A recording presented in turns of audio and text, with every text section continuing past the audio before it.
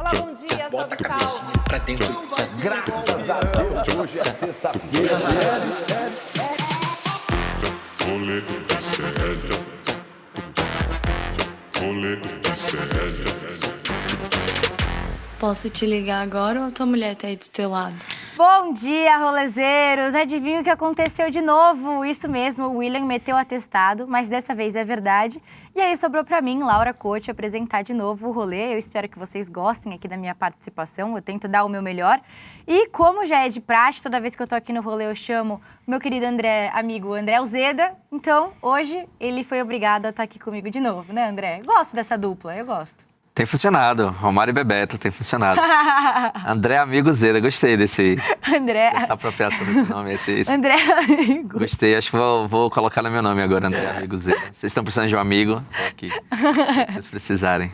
Tamo junto, vamos lá, né? Tô animada. Hoje a gente vai falar sobre o Renan Santos, que é aquele pré-candidato à presidência pelo Partido Missão, que também faz parte do MBL, e algumas hipocrisias aí dele, que também já é de praxe, né, André? A gente também tem convidadas super especiais hoje, que a gente vai trazer daqui a pouco no Papo de Rolê, não vou dar spoiler para vocês. A gente também vai falar sobre o Mac Livros, aí uma iniciativa do governo federal que foi lançada esse fim de semana. Não tem a ver com o McDonald's, não tem nada a ver. Não tem a ver com o McDonald's. Mas, antes de tudo isso, eu queria chamar o nosso querido Vitão para trazer a nossa dica de hoje. Vitão, bom dia. Bom dia, Laurinha. Bom dia, Zeda. Bom dia, chat. Vamos lá, né? Mais um dia de atestado do William De Luca nessa empresa. Vitão, e dica de hoje, trouxe uma dica de um álbum que completou 10 anos agora, que pra mim é um dos melhores álbuns de rap nacional, que é o álbum Castelos e Ruínas, do BK. Muito bom, recomendo a todos, assim. E tá completando 10 anos agora, então ele vai lançar uma turnê especial. Então recomendo a todos, quem puder ir no show e quiser me levar também, fica à vontade. Bom dia. Só um disclaimer, da mesma forma que o Mac Livres não tem a ver com o McDonald's, o BK não tem a ver com a Burger King. Não, são completamente diferentes. São bem diferentes. A gente tá na hora do almoço e tal, aí isso pode induzir a um certo pensamento alimentício, mas são marcas bem diferentes. Verdade. Só feito esse esclarecimento. Hoje quem também meteu o atestado foi o Guga e a Sarazara, então somos só nós dois mesmo. E o pessoal É a série B do rolê. É, série B, mas essa série é boa, tá? Não é série Brincadeira, B, gente, vocês são o lado B do disco, que são sempre Não, e Letícia os melhores, Letícia entende bem de diferentes. Série B, porque Amo ela torce pro você. Botafogo. O Botafogo é um time que já frequentou a Série B Que o algumas Bahia vezes. que é gigante, Então, né? Roda essa ela- vinheta aí. Eu vou ter que abaixar um pouco o som, não vai dar. Né?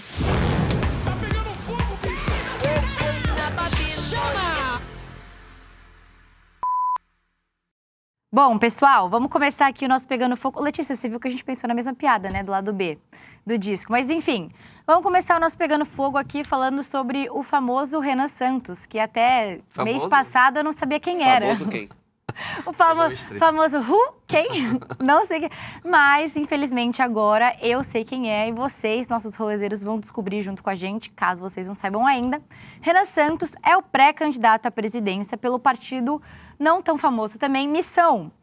E esse partido, e tanto o partido quanto o Renan Santos, eles têm um discurso muito forte do combate às drogas, combate ao tráfico de drogas principalmente, como uma das principais bandeiras da campanha toda e da candidatura. Só que, como a gente bem sabe, né, André, a direita não cansa de ser hipócrita. O que aconteceu foi que algumas mensagens vieram à tona depois de uma denúncia-crime feita aí contra o Renan Santos pelo estudante de ciência política Ia Bartolo. O que aconteceu, gente? Nessas mensagens, num grupo de apoiadores do Renan Santos, o próprio Renan Santos está lá comentando um pouco sobre o uso de entorpecentes e o que ele faz no tempo livre. A Letícia separou uma imagem aí pra gente ler. Esse é o Renan Santos. É primeiro a gente mostrar a cara dele, né? Isso. Porque acho que pouca gente conhecia. Vamos botar um ilustre aí do Renan Santos? Mostra aí quem é o Renan Santos pra gente saber quem é a pessoa. Eu tô vendo pela primeira vez. Inclusive, já me disseram que ele é meio parecido com o João Canabrava, do personagem do Tom Cavalcante. Se a Letícia conseguir botar uma imagem assim, comparando, Beleza. pra gente comparar os dois, vocês vão ver muitas semelhanças. Mas Bom, prossiga. volta aí pro print do comentário. Hello? Acho que não tem ninguém lá, né? Pessoal. Tá vindo. Ai, dormi a aqui. qualquer momento. Bom, olha aí o Renan Santos, que se diz aí um grande apoiador do fim do tráfico de drogas, falando: tomei um cogumelo e tô ouvindo Wagner. Adeus. Polêmico. O André tá no WhatsApp, gente. Não, eu tô querendo mandar foto Ele tá falando que ele tá louco. Não, eu quero mandar foto do João Canabrava, porque essa comparação é bem interessante, ele realmente parece. Mas enfim, né, falando sobre aí o Wagner, o Wagner, que não seja o Jacques Wagner, né? Eu acho que é o Jacques Wagner, ex-governador da Bahia. Agora, esse negócio do cogumelo, né, sendo bem agora mais sério, eu não sou contra a pessoa usar o cogumelo. Não, mas esse não é o problema. O problema é a hipocrisia mesmo. Pois é, assim, é uma substância psicoativa, né? É. Você vai ter alteração de consciência, de formas, né? Não, eu tô descrevendo aqui não que eu tenha usado, eu li na internet, viu, gente? Pra ficar claro aqui. Você vai ver formas se desmanchando, umas figuras ali meio estranhas e tal, mas, obviamente, é uma substância psicoativa. Se você tem um discurso radicalmente contra as drogas e você admite publicamente o uso, alguma coisa aí tá errada, né? Alguma coisa não tá batendo, não tá encaixando. A não ser que esse cogumelo seja cogumelo... né, de comida japonesa. Eu vou te salvar aqui. Ele tá se enrolando. Ele tá se enrolando. Não. Talvez eu tenha usado aqui pra esse programa. Mas... Como que você sabe os efeitos, Isidro? Ele leu no eu X. li na internet, no chat GPT, eu tava pesquisando aqui, é isso. Essa conversa aí que a gente mostrou aconteceu entre... Ué, só tem esse print, Letícia? Tem dois. Bom, Das sensações. As conversas aconteceram entre 2024 e 2025. Em outra mensagem, o Renan Santos voltou a esse tema e falou sobre as sensações que ele tem, que o André Uzeda descreveu aqui, do que ele leu no chat GPT. Descrevi muito mal, porque eu não conheço exatamente. Exatamente. O Renan Santos falou assim: usei cogumelo novamente no fim de semana. Pra mim, FDS significa foda-se, mas tudo bem. Não, E tenho certeza que existe um mundo gigante cheio de significados no inconsciente, que alguns acessam mais que outros. Ai, eu queria essa onda. Então, isso prova que não foi um cogumelo alimentício, né? Só de comida. Não foi aquele cogumelozinho que a gente compra no mercado, que inclusive adoro. Um shimeji, era essa palavra que eu estava buscando. Não foi um shimeji. Você vê que se ele puxa pro lado do inconsciente, né? Uma coisa mais junguiana. Então, ele fez o uso psicoativo da substância. Gente, um detalhe importante aqui é que ninguém perguntou pra ele nada sobre o uso dos cogumelos. Essas falas surgiram de forma espontânea e sem relação com o debate que estava rolando ali no grupo do Renan Santos. Mas que usa droga fica querendo dizer que usa droga. Tem isso, né? É que nem quem é descendente de italiano. Em alguma oportunidade vai dizer, não, porque meu pai, minha nona... É igual quem usa droga, tem isso. A pessoa tem essa... Minha nona? Você nunca conversou com ninguém descendente de italiano. Em algum momento ela vai dizer que... Aí, ó, a imagem que eu fiz. Aí, como eles se parecem. Cara, realmente é igual. É igual, velho, é igual. O cabelo sujo. À direita você vê o João Canabrava, à esquerda você vê o Renan Santos. Em qual desses você votaria para presidente da República? Comenta aí no chat. Qual desses você votaria? Eu votaria no Tom Cavalcante, com certeza. Cearense... Bom, gente, mais fora das redes sociais, como a gente sabe aí, que a gente, no caso, poucas pessoas, porque ele não é muito conhecido, né? A posição do Renan Santos, que é pré-candidato à presidência da República, é o novo Cabo Daciolo, né? Que é, tipo, aquele povo meio maluco que resolve... Aquele Emael, democrata cristão, que inclusive não vai pela primeira vez se candidatar a presidente. Não vai. Sinais, fortes sinais. Eu gostava muito do Emael. E tinha no melhor jingle de todos, né? Ei, Emael. O democrata cristão. Eu não sei nem por que eu sei disso, que eu não era nem viva. Mas tá no imaginário coletivo, né? Tem coisas que a gente não era viva, mas a gente sabe. O Emael é uma dessas figuras. Bom, só reforçando aqui, por que a gente tá trazendo isso? Fora das redes sociais... Laura, antes eu só vou colocar aqui uma coisa que o William, mesmo de atestado, ele mandou. Me mandou ele também, eu ia falar agora, do Wagner, né? Mas é só falando quem é o Wagner que ele estava ouvindo, né? É o compositor favorito do Hitler, simplesmente. Quem diria? Essa parte eu não sabia. Mas era isso que o Wagner tocava? Essa música? Não, né? Eu acho que isso compõe a imagem, né? Porque você vê, o cara vai usar cogumelo, né? Que tem essa coisa mais da transcendência, acessar áreas do inconsciente que você não acessa normalmente, e ele vai se inspirar num compositor clássico aí, que o Hitler tinha algum apreço, mas não significa que ele apreciou por isso. Mas enfim, fica aí essa informação que é importante também. Sim. Bom, inclusive a gente separou um vídeo aqui que o Nathan Dweck, que é mestre em Direito e especialista em Lei de Drogas, ele explica um pouco sobre a proibição dos cogumelos no Brasil. Vamos rodar aí, Lê.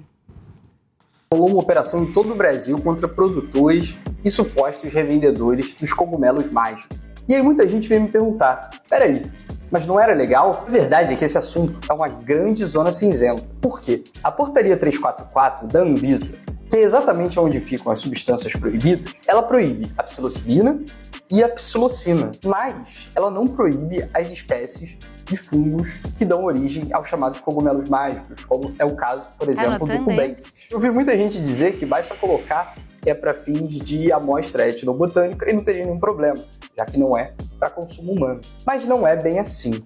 E foi com esse entendimento, especialmente baseado em uma decisão do STJ, que condenou uma pessoa por tráfico privilegiado só de cogumelos, que a polícia deflagrou essa operação. Então, ainda que a gente tenha pouquíssimos casos de condenações de tráfico só de cogumelo, isso não significa que essa atividade é legal e que você não vai ser acusado de tráfico se você tiver uma atividade como essa. Obrigada, Natan. Boa, Natan. Você sabia que o cogumelo... Isso aqui é uma informação Pode tirar importante. Informação importante e podem checar depois, vocês vão que é verdade. O cogumelo é responsável por uma das músicas mais bonitas da música brasileira, que é a música Avorrai, de Zé Ramalho. Ele mesmo conta isso na biografia dele, que ele tomou cogumelo, ele fazia uso frequente, né? Recorrente, quando ele morava na Paraíba. Aí ele tomou cogumelo, foi para um pasto lá, enorme, e aí ele começou a ver uma nave espacial gigantesca em cima da cabeça dele. E aí ele ouviu uma voz chamada Avorrai, dizendo isso para ele, Avorrai, que é avô e pai. Porque o pai dele morreu, quando ele era muito novo, morreu afogado numa barragem, e que ele foi criado pelo avô. E o avô foi o avô e pai dele. E aí ele fez essa música, Avorrai, em homenagem ao avô, né, que criou ele. E foi... a inspiração veio depois do consumo do cogumelo. Olha, André Uzeda também é cultura. Parabéns. Obrigado. Gostei. Ou seja, o cogumelo, né? Se o Renan Santos conseguir produzir algo nesse nível, então faça uso mesmo, amigo. Jogue duro aí, nos dispense da sua participação política e vá compor coisas interessantes. Olha aí, ó. Olha aí, e os olhos... são os olhos, são as asas, os cabelos de Avorrai. Avô e pai, Avorrai. Ó, vou ler aqui uns comentários. O Henry de Maria falou, leia um livro As Portas da Percepção. Lá fala muito sobre o uso de substâncias psicoativas. A Dulce Candy falou, são contra drogas e aborto apenas para os outros. O Mano Diniz falou, cogumelo é responsável pelo início da saga de Duna. Olha só. Ah, verdade, bem lembrado também. Eu não sabia disso também. Bem lembrado. Inclusive, eles fazem uma referência à substância na história. Aí o Everton falou aqui, se Wagner for o compositor... O livro foi escrito com o cara todo cogumelado. E no livro tem o uso da substância. Eu esqueci agora, mas ele faz essa referência, né, da substância que eles vão buscar com o povo da areia e tal. E o Everton falou aqui, se o Wagner for o compositor, era o compositor favorito do Hitler. Exatamente, Everton. O William trouxe essa informação aqui pra gente. O William fez uma operação na boca, olhou e ficou mas mesmo assim ele tá assistindo o rolê, porque ele é nosso espectador fiel, né? Um beijo, William! Ele ama esse programa, o programa é dele, na verdade. Bom. Agora, deixa eu falar só uma outra coisa. O menino falou, o Natan falou do negócio da venda de cogumelo. Eu tive recentemente numa cidade chamada São Tomé das Letras, que fica no interior de Minas. É uma cidade bem mística, assim, meio cachoeira, mágica, né? Duendes, ETs e tal. E nos estabelecimentos eles vendem livremente cogumelos. Eu não sei nem se... Tô falando isso aqui, daqui a pouco a polícia vai bater lá, mas abertamente vendem, tem umas Mas dá pra lá. comprar na internet. Ah, é? Onde é que você compra? Eu li na internet. Eu li na internet. Mas lá em São Tomé, tá lá as plaquinhas. Vendemos cogumelos, cogumelos mágicos. É a amostra botânica, gente. Bom, tá bom, pessoal, olha só. Vale lembrar que a gente não criminaliza o uso de cogumelo, mas a gente condena a hipocrisia do Partido Missão e do pré-candidato à presidência, Renan Santos. E pro Metrópole, gente, o Renan Santos tentou se explicar, ele confirmou, sim, as mensagens, mas disse que foi um uso pontual e que ele não sabe a origem da substância e que ele também não comprou. E quando ele foi questionado sobre ter usado mais de uma vez, ele respondeu o seguinte, abre aspas, que eu me lembre, tomei na minha vida 3 vezes. Microdosagem, talvez tenha tomado alguma microdosagem para trabalhar, para escrever, que eu uso isso para ver artigos, talvez. Mas não me lembro assim, tá? Fecha aspas. Bom, tá aí ele confirmando.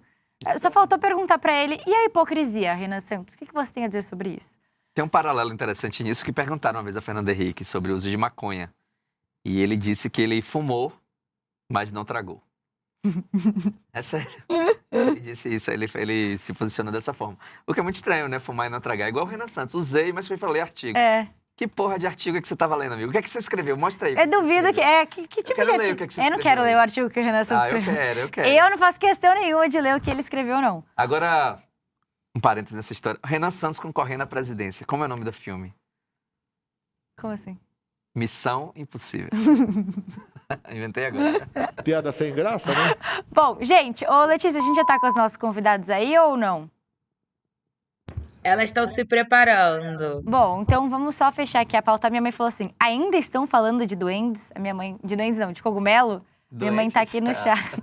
Beijo, mãe. Minha mãe tá aqui no chat reclamando que a gente só tá falando de cogumelo. Beijo. Não, a gente tá falando da hipocrisia, na verdade. A gente condena o uso indiscriminado da hipocrisia. Exatamente. Caraca, André, eu sou sua fã, tá? Muito obrigado. É Eu sou recíproco. sua fã. Nós somos contra a hipocrisia. Se você faz uso da substância, assuma, tenha um discurso corajoso de dizer que você faz uso, enfim, né? Não fique Sim. se escondendo através de uma lente, protegendo ali um discurso religioso e por trás você fazendo coisas que você condena. Isso Sim. aí é muito feio. Ó, o Omar Monteiro falou, oi, Laurinha. Tava morrendo de saudades, um beijo. O Flávio Dabi falou, caiu do céu a substância. o Wagner falou, o Will não tá podendo falar, mas os dedinhos estão bem agitados. E a Maria Helena Schweitzer falou, minha filha pediu pra te mandar um abraço, Laura e o Zeda. Um beijo e um abraço. Manda um abraço aí pra filha da Maria Helena. Um abraço pro seu filho. Pronto.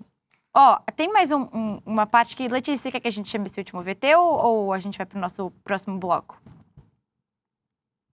Letícia tá com Podemos você tá ir, dormindo, podemos né? ir. Vamos para uma setada quando elas estiverem todas ok.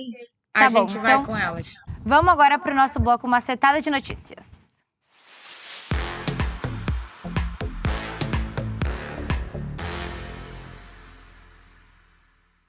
Bom, gente, vem aí a estreia do filme que literalmente ninguém pediu. Quer dizer, literalmente não, né? Umas pessoas pediram.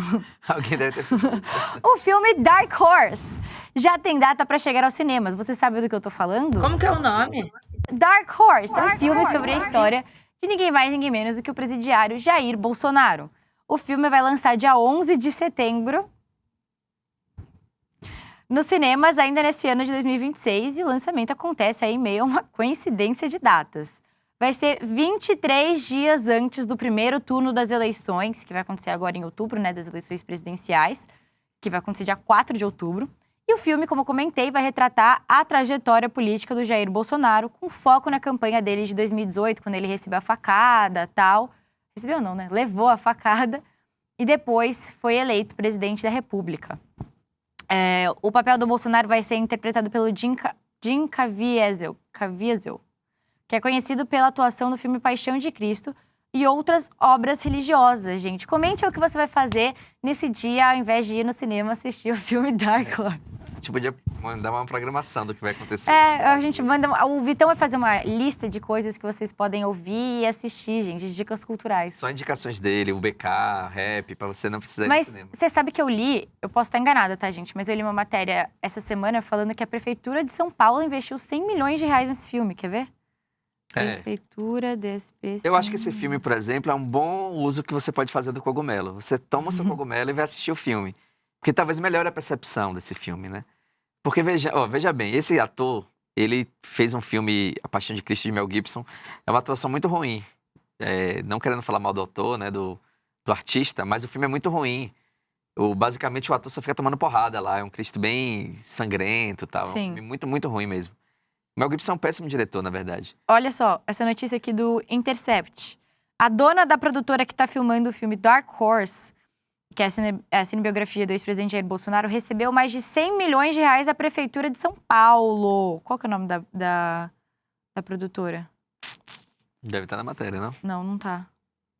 Enfim. Karina Ferreira da Gama, Olha a só. dona da produtora. Olha aí, gente. E aí mais um caso de hipocrisia, né, que a gente estava falando no começo. O pessoal fala tanto de recursos públicos, Lei Rouanet, aplicam errado o conceito da Lei Rouanet, dizendo que é investimento público em obras privadas. Aí, nesse caso, não. Foi uma transferência direta de recurso público da prefeitura para o filme. Olha só a hipocrisia de Sim. aparecendo aí. Meu Deus. Não, e quem tá produzindo também, quem escreveu o roteiro, se eu não me engano, é o Mário Frias. Então, eu não consigo esperar nada de bom. E ele vai atuar também como médico do Bolsonaro. Eu tô tirando essas informações da minha lembrança, tá? Pode ser que eu esteja falando errado, porque a Letícia esqueceu de botar aqui algumas informações. Ou seja, Mário Amiga, Frias... vamos falar de cultura de verdade? Vamos você falar de acha? cultura de verdade. Vamos pro nosso Vamos. papo de rolê. Exorcizar Com uma dica boa agora. Roda a vinheta aí, pessoal.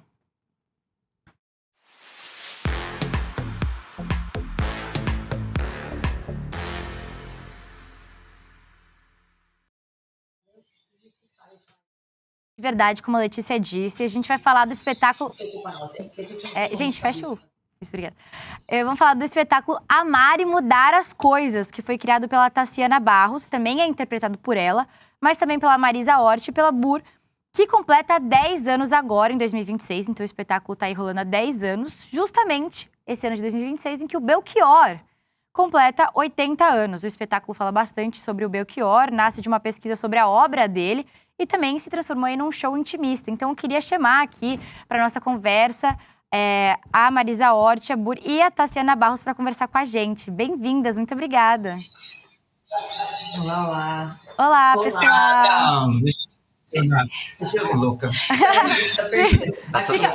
Faz assim, fica no meio que a gente ajusta para vocês. Melhor. Pronto. Mas tá legal também essa composição meio cubista, tá interessante. Achei que ia aparecer tá. Bom, gente. Aqui. Tá interessante. Eu sei pra que lado que eu vou aparecer, pra cá não é. Eu sou uma boa. Ó, vamos organizar. A Bur, quando quiser falar, a gente vai cortar a câmera pra ela. E a Tassiana também. Quando estiver falando, a gente deixa a Tassiana falando. E a Marisa só ficar paradinha no meio. Tá bom, combinado, então. Marisa vai lutar. Acho que agora foi. Tá Olha, gente. Vocês estão juntas. Eu tô com a produtora aqui, que ela me ajuda. Ai, Não é tão legal isso. tá ótimo. Gente, olha só. Como eu falei, o espetáculo Amar e Mudar as Coisas nasceu dessa pesquisa da Tassiana sobre a obra do Belchior. E é uma homenagem que agora, né, gente, ganha um novo sentido nesse contexto do Brasil como moda, né? O Brasil virou febre e a gente tá num momento de exaltar muito a latinidade, o orgulho de ser latino. A gente viu artistas aí como Bad Bunny, né, falando muito sobre o orgulho de ser latino. E é uma forma de reafirmar a nossa identidade, que também tem muito de um posicionamento político. Muita gente também fala que agora o Brasil passou a se reconhecer como latino, mas como a gente sabe, a obra do Belchior sempre trouxe essa identidade, né, meninas? Sempre teve presente, não só no Apenas um Rapaz Latino-Americano, mas também em outras obras, como A Palo Seco, quando ele fala um tango argentino me vai bem melhor que um blues. Então, eu queria perguntar para vocês, começar perguntando para vocês, assim, o Belchior já trazia essa latinidade de uma forma muito clara. Qual que é a importância disso para o nosso orgulho latino e como que isso aparece no espetáculo de vocês? Eu posso começar, né? Vou falar que eu vou falar menos, tá? Porque eu tô super rouca, mas eu queria muito participar porque eu sou fã do ICL, assisto tudo. Que legal. Sei da importância desse canal, assim, para nossa democracia. E então, eu acho que, assim, quando eu era pequena, eu vi rapaz latino-americano pela primeira vez esse termo, caiu uma ficha imensa na minha cabeça. Eu acredito que para toda uma geração, acho que o Belchior é responsável, é um dos grandes responsáveis por a gente pensar, assim como o Milton, quando cantava espanhol, né? E assim, a gente, sabe, eu sou um rapaz latino-americano, sem dinheiro no banco, com parentes importantes, sem parentes importantes. Então, eu acho que ele abriu essa luz pra gente, assim, que quando criança, foi bem importante. E no show tem isso também. Eu acho que tem um contraponto também que ele faz, que é muito importante sobre isso, sobre ser latino-americano, né? Em outros momentos ele fala também, por exemplo, que o Nordeste é uma ficção, né? Ele também fala sobre uma visão colonialista disso, de ser denominado como América Latina, que é a partir de um ponto de vista colonizador. Ele joga isso também, né? Tem as duas coisas, eu acho. Muitas vezes com ironia e muitas vezes falando mesmo de dois lugares, para chamar atenção para as duas coisas, eu acho, sabe? Sim. Eu acho que isso tem a ver com uma cultura que ele já tinha. Uma cultura de esquerda, com cultura que faltava muito no Brasil, porque estava vindo de uma ditadura e tal, e ele tinha essa cultura que nunca foi muito incentivado, né? Durante a ditadura militar, esse nosso parentesco com os vizinhos, né? Agora entrou no celular, tá bom a coisa. Eu queria perguntar pra vocês, porque boa parte da obra do Belchior, assim, como as músicas mais conhecidas, né, que viraram hits e sucessos ao longo dos tempos, vem do primeiro disco dele, que é o Alucinação. A maioria dessas músicas que Laura citou estão nesse disco, Alucinação, que é um contraponto também ao tropicalismo, né? Ele tem um embate, inclusive, com Caetano Veloso, faz críticas abertas. Nessa música do latino-americano, por exemplo, ele fala: um velho compositor baiano dizia que tudo é divino, tudo maravilhoso. Tem esse contraponto muito claro, assim. E tem um aspecto ali que é muito central na obra dele, enquanto os tropicalistas falam em deglutir a obra norte-americana, né, colonial, e usar Coca-Cola, mas tomar e transformar em algo brasileiro. O Belchior, ele vai pela linha latino-americana mesmo. Vamos nos aproximar dos nossos irmãos latino-americanos e tal. Como é que vocês se enxergam como artistas, assim, mais tropicalistas, mais latino-americanas genuínas? Como é que vocês se veem? Peraí, não tô te ouvindo. Não ouviu? Quer que eu repita? Não. Não. A pergunta era isso: como é que vocês se enxergam como artistas, assim, num viés mais tropicalista, de beber de várias culturas e tentar transformar algo mais brasileiro, ou uma visão mais latino-americana mesmo, mais próxima dos irmãos argentinos, colombianos, cubanos, né? Os cubanos estão sofrendo agora uma crise humanitária terrível. Como é que vocês se enxergam como artistas no geral? Mais Belchior, mais Caetano?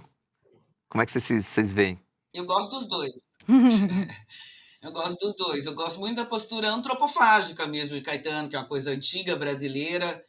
Eu sinto o Belchior é mais severo, né? Mais radical. É um radical. Eu tenho percebido cada vez mais na observação da obra dele, das atitudes dele antes, mesmo depois, e como foi o final dele. É um radical. Enquanto que Caetano propõe uma coisa muito mais tropicalista, até foi acusado de festivo e tal, mas eu acho uma coisa com a qual eu me identifico muito, que fez parte da minha formação também. E acho que esse embate entre os dois é mais rico ainda. Acho que, sabe, que faz pensar, que é muito interessante. Eu não consigo nem comparar eles. Eu acho muito... Eu não consigo comparar artista, sabe? Cada um te pega de um jeito, de uma hora, com uma coisa, com uma música. E o Belchior, ele tem um monte de golaço, né? Ele tem muita música boa também. E ele é muito politizado também. Ele foi importante na ditadura também. Então, assim, é um cara que tem muita história e a história tá atual. Sim. Cada um tem uma contribuição diferente para a nossa história e para a nossa cultura. Inclusive, você comentou sobre as nossas músicas, as músicas dele que ainda estão muito atuais na nossa sociedade. O espetáculo de vocês começou em 2016, muito antes do impeachment, do golpe da Dilma e depois da guinada para a extrema-direita e a eleição do Bolsonaro. E a música Como Nossos Pais, do Belchior, ainda se mostra, né, muito presente. Como que vocês veem essa mudança da nossa sociedade dentro do espetáculo de vocês?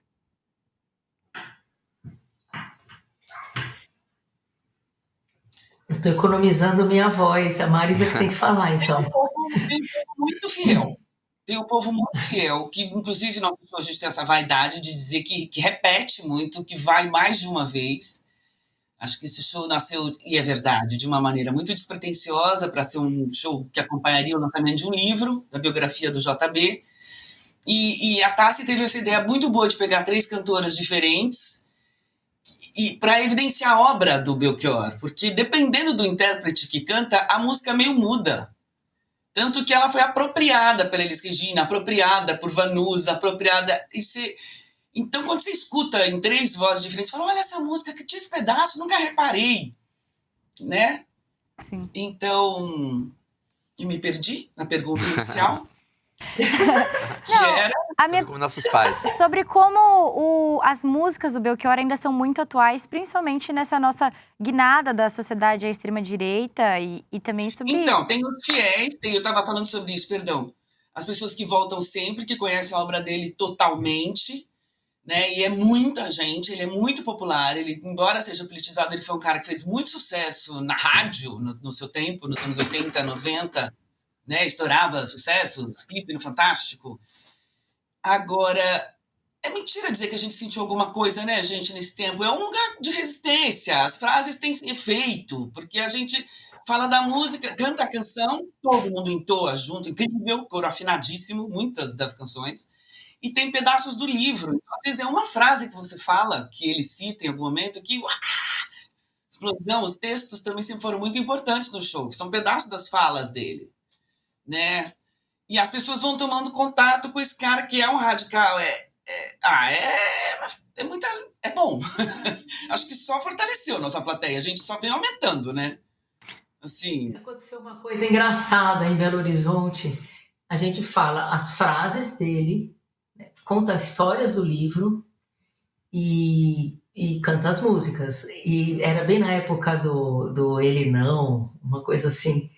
E aí recebemos tinha 2.000 pessoas no lugar, que era o Palladium, aquele SESC. Uma pessoa falando que absurdo, eu fui ver um show do Belchior e vocês só falaram de política. A gente não falou uma palavra nossa.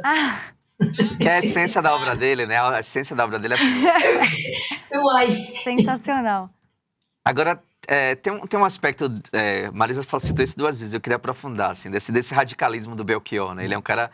Inclusive, até no final da vida, ele teve uma postura super radical de se isolar, de não querer ser encontrado. Ele tinha um radicalismo ali, não só político, mas no comportamento. Mas ele tem um lado também que ele, assim, ele é um cara de uma formação super erudita, foi criado por escola católica, por padres, fez medicina, e aí resolveu ser artista, né? Ser padre, né? Ele se preparou para ser padre no Ceará e radicalizou e virou um artista, mas um artista com uma densidade cultural muito grande, mas falando para as massas, assim. Ele tinha essa coisa dessa interlocução para o grande público, virou um artista popular. E um outro lado interessante dele, que embora ele tenha uma voz grave e marcante, ele ficou mais conhecido pelas vozes femininas mesmo, né? A Elis Regina, que é a maior intérprete da obra dele, assim. Eu queria que você falasse um pouco desses 2 caminhos. Ele é muito radical, mas ele sempre flutuou em espaços muito diferentes. O erudito, o popular, o masculino, o feminino. Como é que vocês enxergam isso? Ele é muito ele, eu acho. Eu ficar falando demais, né? Ele é muito ele, assim, mas ele foi radical na alimentação. Tipo, na época ele foi um macrobiótico absoluto, de levar o próprio fogareiro nos restaurantes. Ele foi radical no sentido de não se drogar e de falar muito do delírio, da alucinação com as coisas reais, com a realidade, grande. Que a vida real é muito melhor. Ele desapareceu quando não compactuou realmente, inclusive abandonou contratos de trabalho e coisas assim. Então, radical nesse sentido. Eu acho que ele foi muito pouco corruptível no sentido de artista também. Então, as pessoas sentiam. Quando era Belchior, era uma assinatura inconfundível, né? É o que eu teria a dizer. E vocês, garotas? Eu falo demais. Imagina. Não, eu acho que é isso tudo que Marisa falou. E isso ele acaba também... a poesia dele é uma coisa tão forte que acaba também... atingindo quem não tá tão ligado no lado político, tipo isso, de ter um público, às vezes, assistindo o show da gente. Como assim vocês estão falando de política? Eu só quero ouvir uma canção de Belchior. Eu acho que ele acaba atingindo todo mundo. Ele também fala de amor muito bem, né? Eu acho que ele tem feito de mais político. Desculpa, eu vou até continuar falando, desculpa. Fale, imagina, pode falar. Que tem sido um ato muito político. Ele é um homem com coração no peito. Ele fala dos sentimentos dele, ele fala do medo de avião dele, ele fala, cuidado, meu coração é frágil, é como vidro, como um beijo de novela, fala da sua sensibilidade, fala do homem que ama e tem medo de ser rejeitado, fala do medo. Isso é absolutamente revolucionário e político hoje. Além de amar e mudar as coisas, né? Além da questão, que é o que deu nome ao projeto, que é amar e mudar as coisas. Sim. Eu vou ler aqui é um ato completamente político, né? Sem guerra, sem briga, com conversa, com amor, para depois mudar. Aqui alguns comentários, o pessoal tá adorando o nosso papo aqui no chat. A Fernanda falou que em BH tem um bloco dedicado ao Belchior, que é um dos maiores. A Vanessa Costa falou que só essa frase, amar e mudar as coisas me interessam mais, é maravilhosa, simples e perfeita. Todo mundo tá adorando aqui a participação de vocês, falando que vão... prestigiar. Deixa eu pegar aqui o serviço. Aqui, os próximos shows, gente. Dia 10 de abril no Teatro Bradesco. Amanhã. É verdade, é amanhã. Olha aí. Nossa. E o Bernardo vai, inclusive. E dia 17, a Letícia também. Nós também vamos agora, hein, André? Temos que ir. Iremos. E dia 17 a 19 de abril na Caixa Cultura, lá em Salvador. Então, pessoal aí do chat que é Pessoal de Salvador, André, Cidade, vamos lá, chama todo mundo aí. Eu queria trazer um pouco agora para falar sobre a importância do incentivo à cultura, né? A peça de vocês já tem 10 anos, o que não é muito comum, né? Na verdade, é bem raro a gente ver peças que duram tanto tempo assim. Vamos falar um pouco sobre a produção do espetáculo. Projetos como esse sempre envolvem, né, muita pesquisa, estrutura, principalmente essa continuidade que eu comentei, né, dos 10 anos. Mas isso é algo que depende muito das políticas públicas e de lei de incentivo à cultura para ter acesso a esses espaços. Então, como a gente está falando aqui, discutir cultura também é discutir quem consegue produzir isso, quem consegue ter acesso. E a gente tem visto recentemente um ataque muito grande à cultura, principalmente, aqui em São Paulo a gente tem visto, né, a demolição do Teatro Container no centro de São Paulo, também o Teatro Procópio Ferreira que fechou no centro de São Paulo, que é onde aconteciam as gravações do Sai de Baixo. E eu queria saber de vocês, como que vocês acham que esses ataques à cultura impactam muito nessas produções e qual a importância da gente continuar resistindo? Teve a questão lá do Zé Celso também e do Parque Augusta, que foram duas conquistas muito difíceis. Contra o Silvio Santos. Do Teatro Oficina, né? Contra o Silvio Santos ali, né? Mas foi não dá nem para acreditar que a gente tem que lutar pelo ar da cidade, pela cultura. E não tem jeito, tem que lutar. Não podemos perder mais nenhum centímetro. É uma loucura, porque São Paulo é cultura, é o que traz dinheiro para São Paulo, para as pessoas virem para ver show, para ir em restaurante, não dá para entender.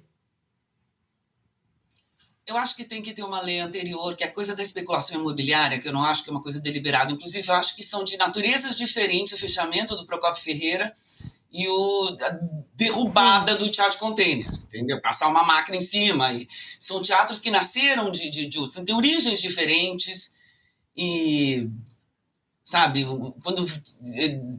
o Alfa, o Teatro Alfa era um grande teatro que tem... Ele continua existindo, esse teatro. Me parece que vai haver um outro teatro Procópio Ferreira também, só que vai mudar o nome. Porque vai subir um prédio ali. Porque a gente vive uma especulação imobiliária que não tem lei. Eu não sei se eles necessariamente sabem que estão derrubando um teatro, ou um templo, ou um terreiro, ou uma casa de design, ou uma obra de arte em forma de arquitetura. Eu acho que a especulação imobiliária não sabe muito bem o que está derrubando. E a gente tinha que ter, sim, uma demarcação de importância, uma lei especial para garantir a importância dos espaços culturais, ainda mais os que são ocupados organicamente, né, que eu considero a história do Container, que tinha uma relação com a região real, abrir as portas para acolher as pessoas, para dar cursos para o pessoal de lá, realmente se relacionava com o lugar onde ele estava. Aí acho cruel. E é curioso. Você não está acabando só com o espaço atual. Não, é curioso também, Marisa. Na minha opinião, acho que se a gente juntar tudo, a gente perde o foco. Sim. No Oficina, a ideia era montar um shopping em volta, né? Sim. E ficar uma escada rolando, passando ali no vidro da oficina, no estacionamento do baú. Do lado do Silvio Santos. Mas o que eu queria perguntar a vocês, assim, também, com essa pergunta da Laura, é o quanto essa perda desses espaços de cultura, assim, na cidade, vão piorando a qualidade da própria cidade, né? De espaços onde você tem uma convivência ali cultural, seja um cinema de rua, seja um teatro, seja uma praça. Como você vai perdendo esses espaços de interação, sejam de cultura, de lazer, de uma programação ali que você fuja só dos ambientes fechados de shopping center. Quanto isso piora a qualidade da vida na cidade mesmo, né? Reflete na urbanidade ali, no dia a dia e tal. E como é que... Qual seria a alternativa de rever isso, assim? Um plano urbano que preveja áreas de lazer, de interação, de cultura mesmo. Como é que vocês pensam sobre isso? Muitas vezes as cidades têm já, né? Tipo, no caso de Recife, por exemplo, tem um plano diretor urbanístico que é incrível, tem um monte de coisa maravilhosa, só que daí a entrar em prática tem que ter uma vigilância constante, né? Dos movimentos todos. Então, às vezes, né, para além de ter um plano bonito, uma lei bonita, né? É uma vigilância constante mesmo, porque deu bobeira, acabou, né? Sim. Em Recife teve aquela Ocupa Estelita, né? Teve aquele movimento, inclusive, né? De resistência a um empreendimento imobiliário. Isso deve ter mais ou menos 10 anos, mas foi uma ação muito bonita, assim, marcou muita história de Recife, mas depois foi sufocada de alguma forma, né? Se imaginava que fosse prolongar. Construíram ou não? Construíram as torres, já, acabou tudo, acabou tudo. E é isso também, né? A coisa é muito bem feita, né? Porque é abafado de cima para baixo, né? E também envolvia muitas outras coisas ali, né? Porque, por exemplo, tinha um movimento mais da classe média, assim, que era conservar o espaço, né? Os galpões para fazer uma biblioteca, várias coisas culturais, parará. E também tinha uma galera que morava na linha do trem ali, que se tombasse para fazer essa coisa bonita nos galpões, essa galera ia ser retirada de lá do mesmo jeito, entendeu? Então tem isso também, né?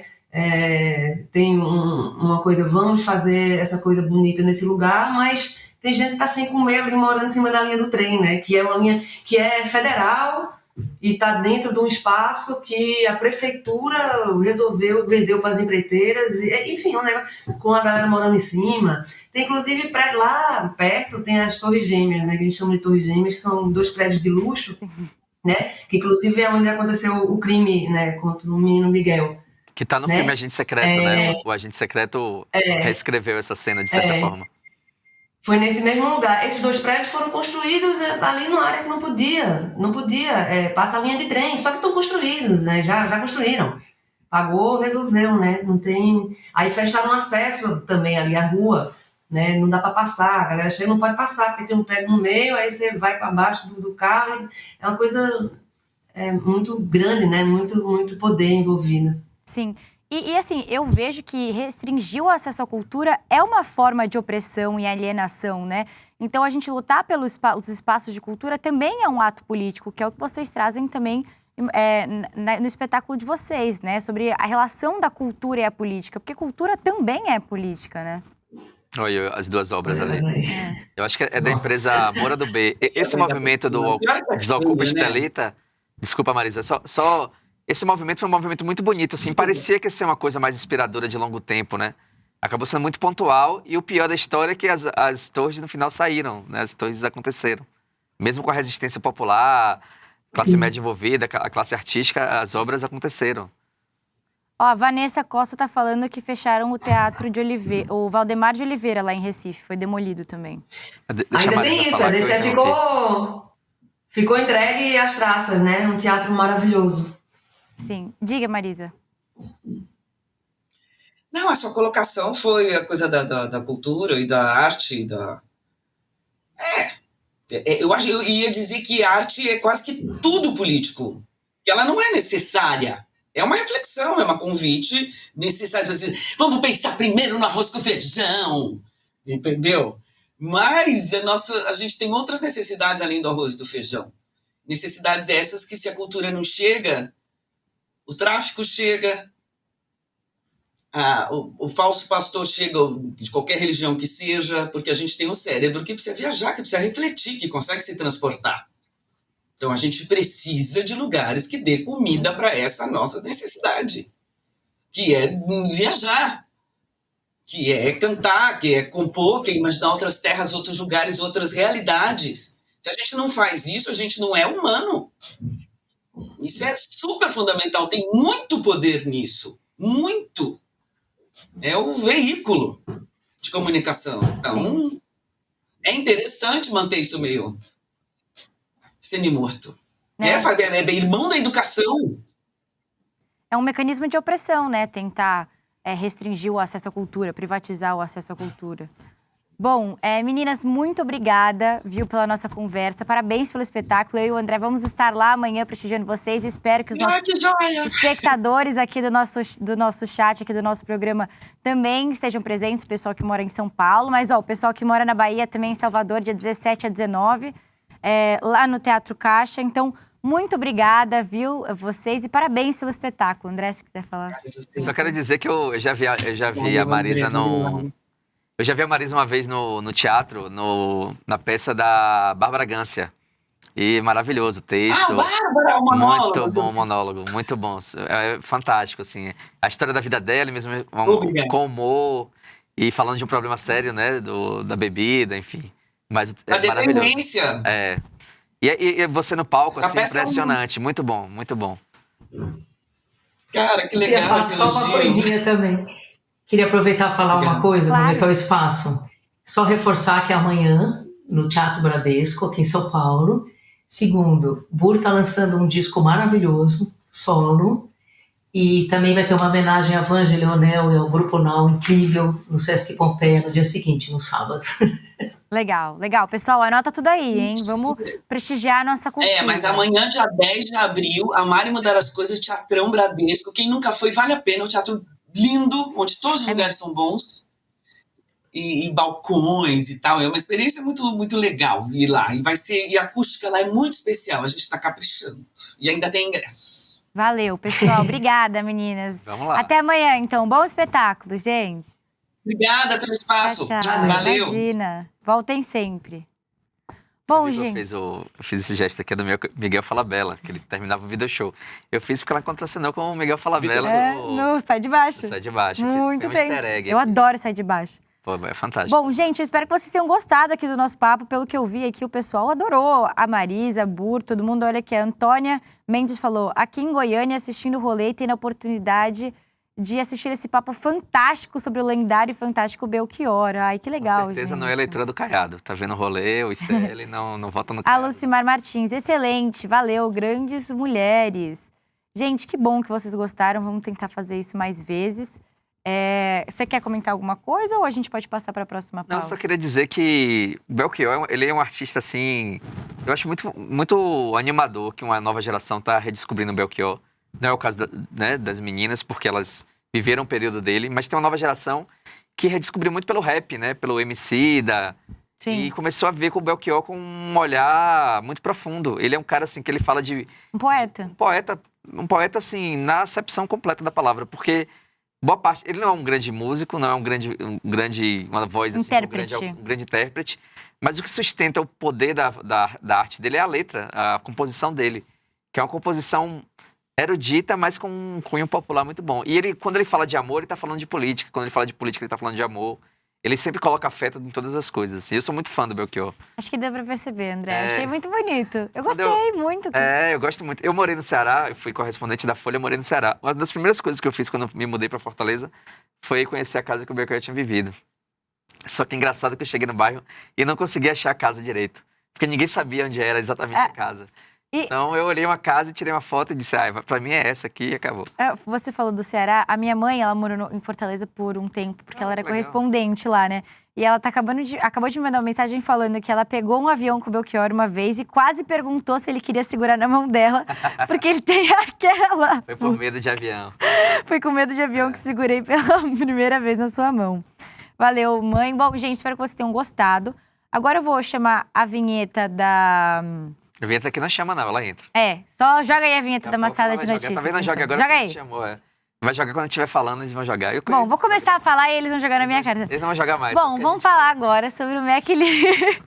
Roda a vinheta. Tô esperando eles jogarem. Roda a vinheta.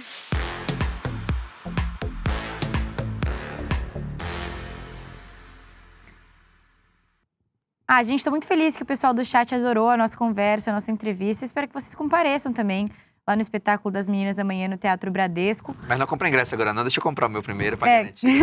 O nosso. Bom, gente, elas vão. Vamos continuar falando sobre cultura, querendo ou não. A gente vai trazer agora a pauta do Mac Livros. Eu imagino que vocês tenham visto aí nas redes sociais e tal. Mas, para quem não viu, o Ministério da Educação lançou uma plataforma de livros. É uma biblioteca digital e gratuita que reúne obras nacionais e internacionais. Se eu não me engano, foi lançado no sábado ou no domingo. Nesse último sábado, nesse último domingo. Eu lembro que eu estava voltando do Rio de Janeiro no ônibus e vi que lançou. Legal. E aí eu fui entrar pra pegar um livro emprestado e já estava esgotado.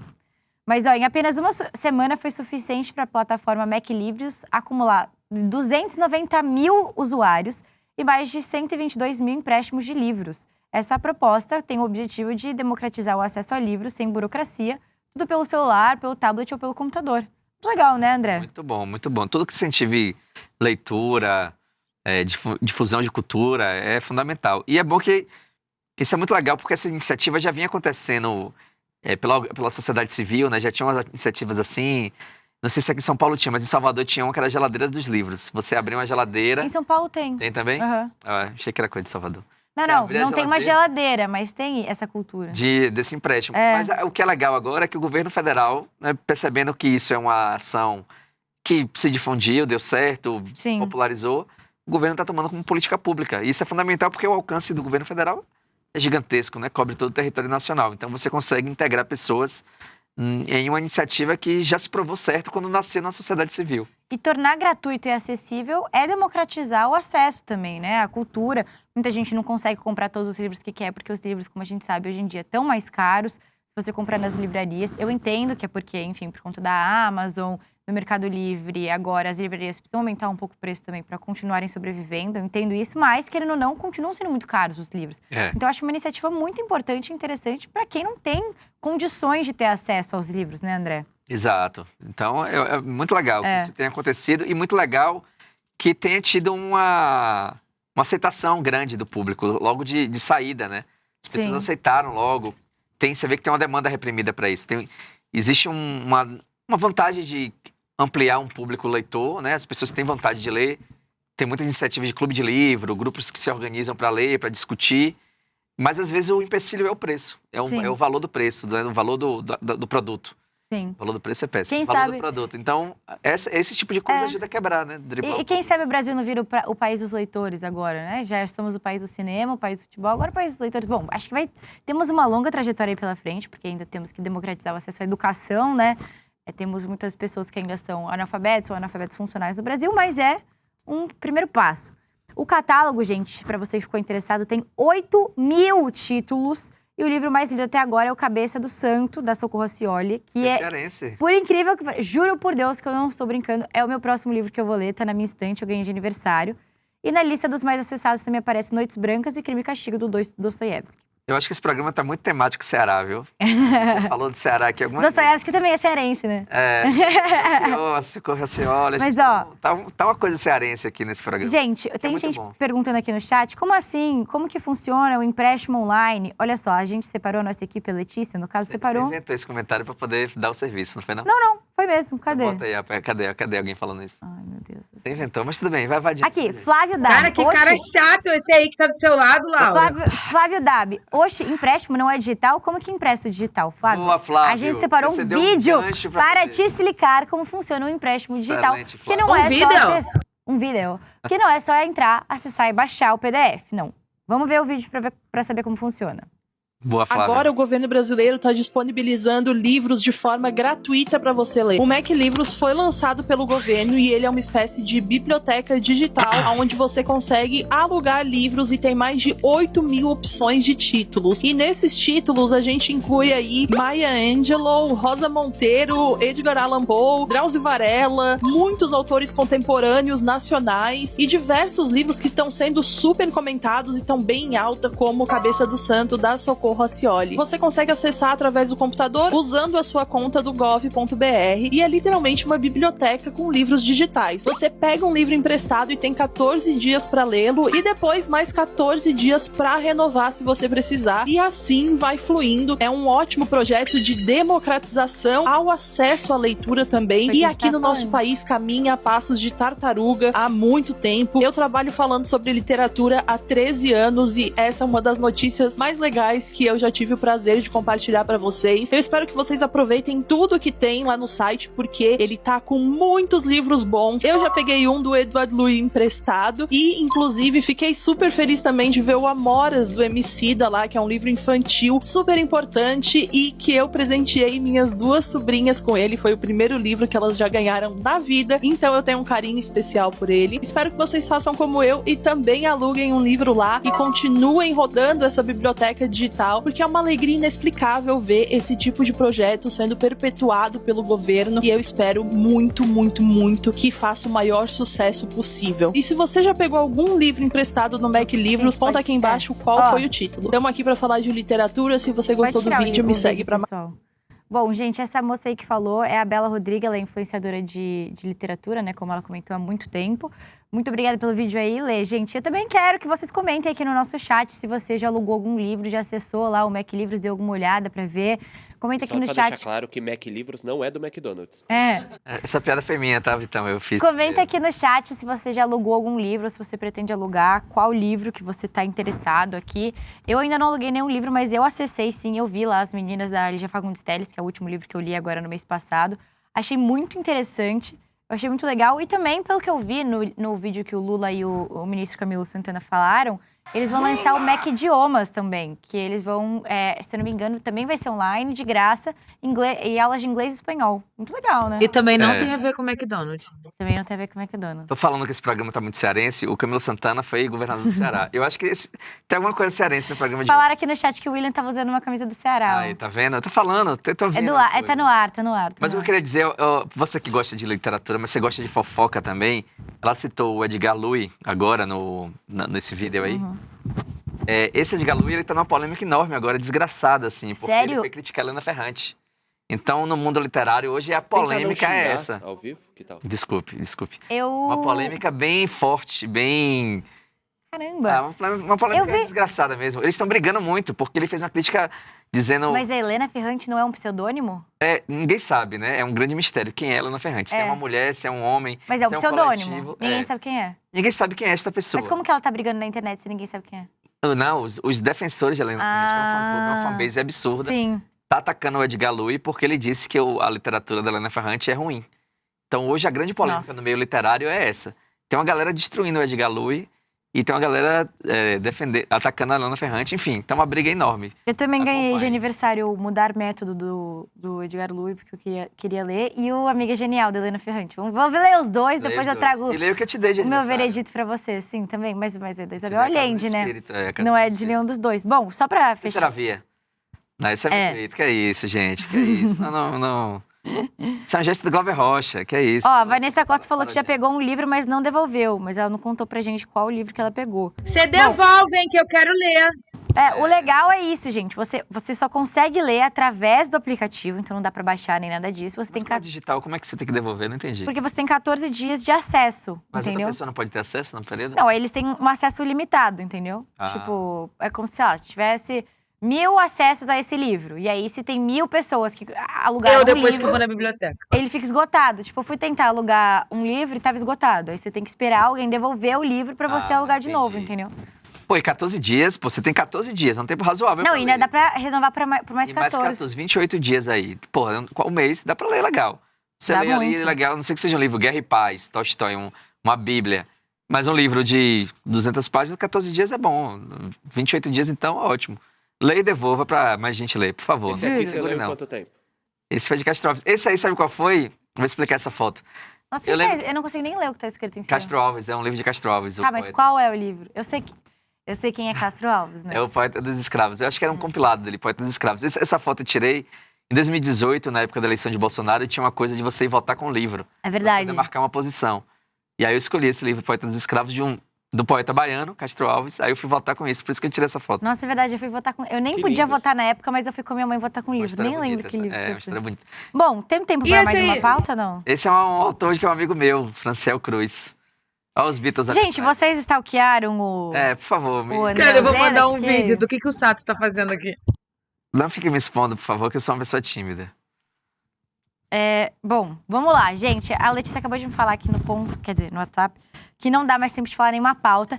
Dava pra falar ainda sobre o advogado representante do PSD que disse que o Rio de Janeiro virou Gotham City. Pô, tinha ótimas Não, mas piadas esse sobre vídeo é muito bom. Será que não tem como a gente passar só esse vídeo? As melhores piadas do programa eu tinha guardado pra esse. Ó, Vocês pegam uma pauta. Só essa pauta, tá? Ó, Vamos rapidinho. Falando em guerra, durante o julgamento no STF sobre como vai ser a eleição para o governo do Rio de Janeiro, um advogado resumiu o cenário político do Estado com uma comparação inusitada. O advogado Tiago Fernandes Boveiro, que representa o partido PSD, falou isso aqui. Vamos rodar o vídeo e depois eu dou uma contextualizada melhor. Me perdoe, me desculpe a picardia do caipira que gosta de falar por metáforas.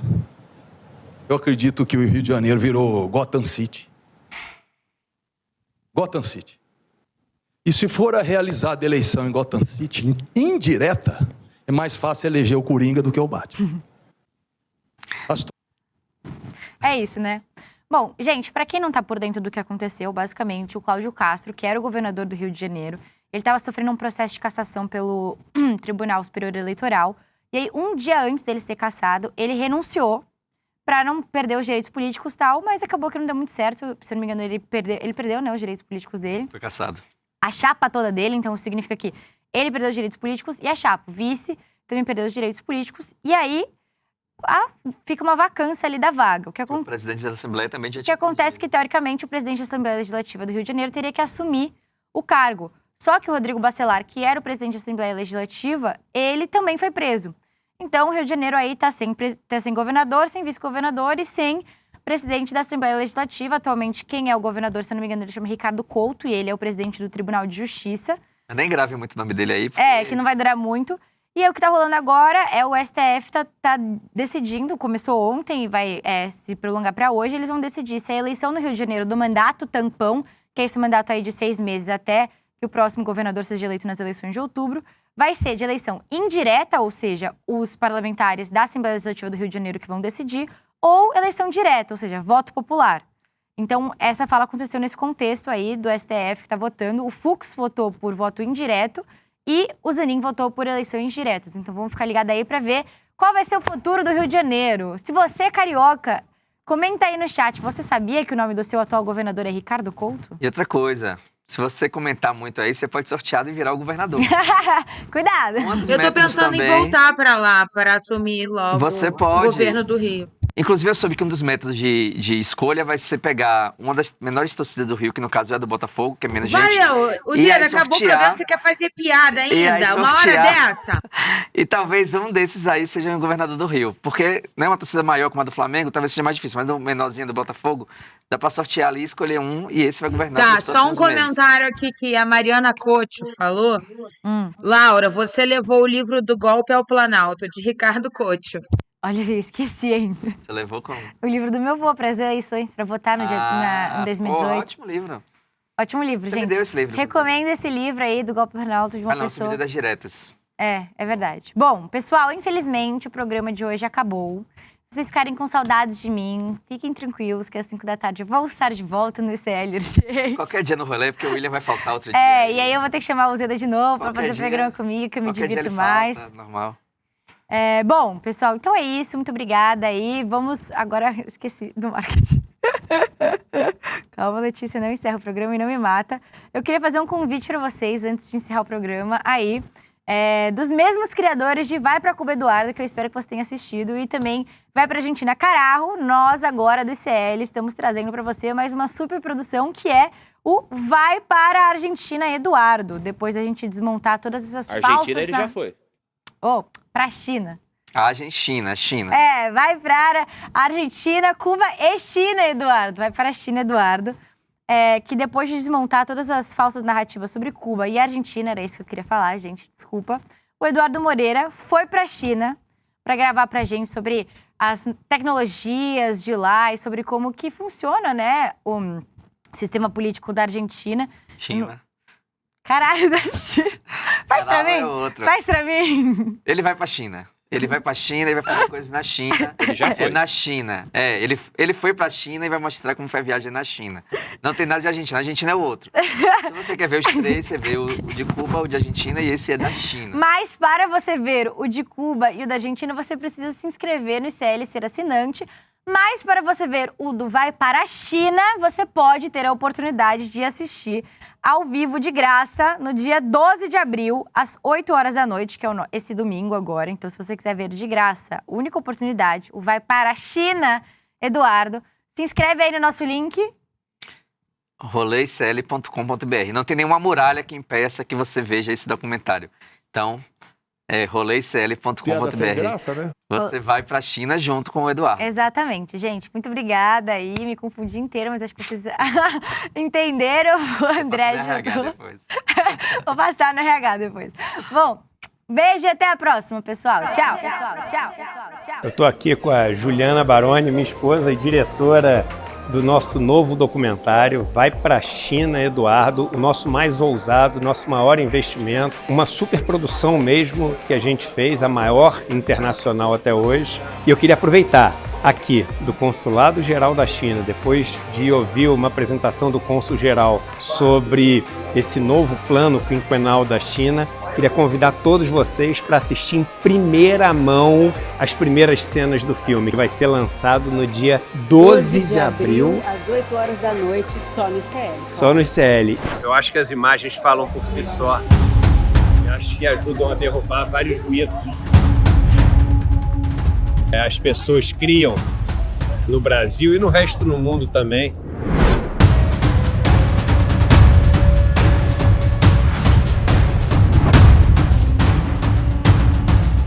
Isso aqui é a China, gente. Oi, gente! Toda terça-feira, às 19 horas, tem o Precisamos Conversar inédito, mas isso você já sabe. Mas se você perdeu o programa ao vivo, você pode assistir da seguinte maneira, é bem fácil. Você entra lá no YouTube, em ICL, Instituto Conhecimento Liberta, vai ter uma aba, que é a aba Playlists. Nessa playlist você vai lá e procura por Precisamos Conversar e você pode assistir a todos os programas, o que passou e os outros da outra temporada também. Se fica à vontade, assiste no seu tempo, do seu jeito. Aqui no ICL é tudo muito fácil de encontrar. Então venha com a gente, aproveita e se inscreve no canal ICL. Estamos revolucionando o mundo, meu amor!